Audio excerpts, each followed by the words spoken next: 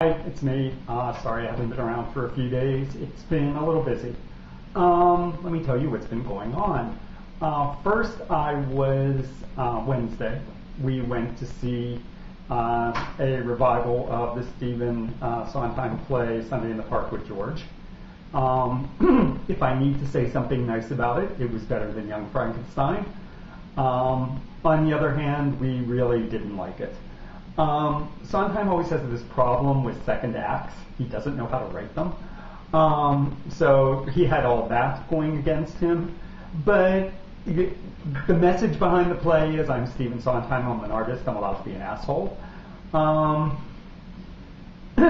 And the performances were okay. The woman who had the lead role was probably better than the guy who had the lead role. And you just kind of wanted to see Mandy Patinkin in it. But he wasn't, it was some other guy. The play was brought over from London. It got an Olivier Award over there. I don't know why. Probably for production.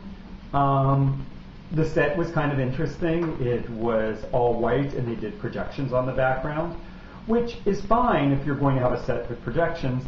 What isn't fine is that they animated the projections, which was cute for about 5 minutes, and then got to be very, very annoying. They had an animated soldier. They kind of looked like a toy soldier. They animated the animals. They animated the rowers. They animated this. They animated that. And it's like, I don't want to watch a cartoon, I want to watch a play. So it wasn't good. And the music in Sunday in the Park with George is just okay to begin with. So we really didn't enjoy it. That was Wednesday. Thursday and Friday, I've just been real busy at work. Flying to Mountain View on Tuesday, and I'll be blogging from there, hopefully, if I have time. And so it was just a wreck. But there is one thing I wanted to talk to you about, and that's a very interesting blog post I read on mydd.com, and I will link from the blogspot post, the blogger site that I have, to the post on mydd. And it talks about how Hillary Clinton is riding a wave, or how Obama is riding a wave of misogyny against Hillary Clinton. And there were several interesting things about it. First of all, I really like the post. I think that a lot of what she's saying is true. It's stuff that I've been saying, that Hillary Clinton is being demonized because she's a powerful, successful woman, and lots of people have problems dealing with that. The blogger talks about how people in interviews will say, I voted for Obama because I'll do anything to stop that bitch. That when people talk about why they dislike her, they talk about her because she's pushy and she's arrogant and she's all these adjectives about how a woman is supposed to behave versus how she's perceived to behave. And it's really kind of sad. When you talk about Obama being a uniter instead of a divider, it's kind of wrong. The New York Times editors or columnists in the New York Times have pointed out time and again that Obama has surrounded himself with people that are just as divisive and just as vicious as some of the Republican operatives and some of the Democratic operatives that are supposed to be affiliated with Clinton. So, it's a misnomer. And the fact that this campaign has divided the Democratic Party into two kind of warring factions. You read about what's going on in the party and how they expect an open convention.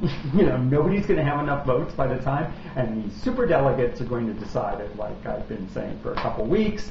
Actually, since February 6th, when I described the situation as a mess.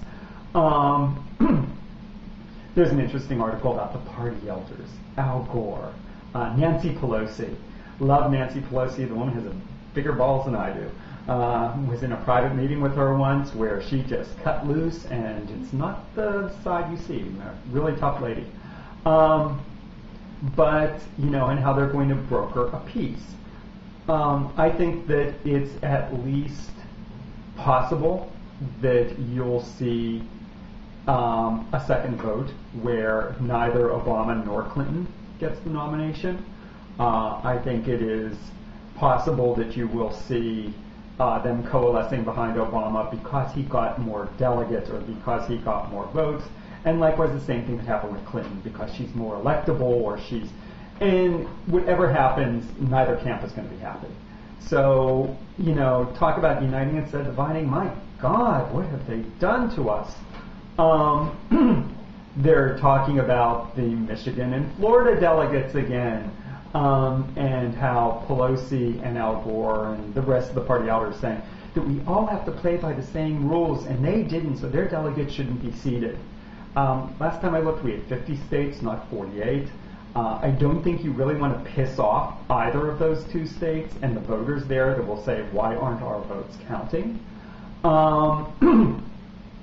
And if you want to go back and talk about the rules were changed because Iowa and New Hampshire were viewed to be too homogenous a population.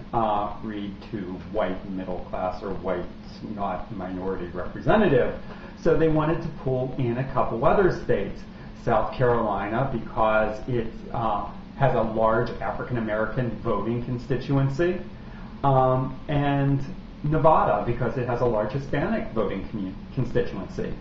And what happened? We are now having this warring factions in some part because of the rules change.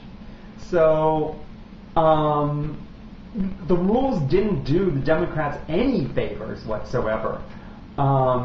Anyway, back to the blogger and the misogyny. What's even more interesting about the post is the comments that follow the post. Because the people that are commenting on this, first of all, fall into all the rhetorical fallacies that just kind of drive me insane. Like, I voted for Obama and I'm not a misogynist. The blogger never said every single person who voted for Obama is a misogynist. No. So don't go off and say, because somebody said some X does not equal all X. It's just forget it. That's not what the person said. One of the first comments was, you're racist because you don't like Obama. Again, who's being divisive here, right? This person's expressing an opinion and immediately she's called racist. Anyway, it's a very interesting post. There's a lot of stuff to think about. One of the points she makes, which is more debatable than others, is that a large number of people that are voting for Obama are going to end up voting for McCain if he gets the Republican nomination. These are the people that will do anything to stop that bitch. These are the large number of independents who can't be bothered to become affiliated with a political party but are allowed to vote in Democratic primaries. You want a rules change? Get rid of that one. People need to make up their minds. This all, I'm sitting on the fence, bullshit.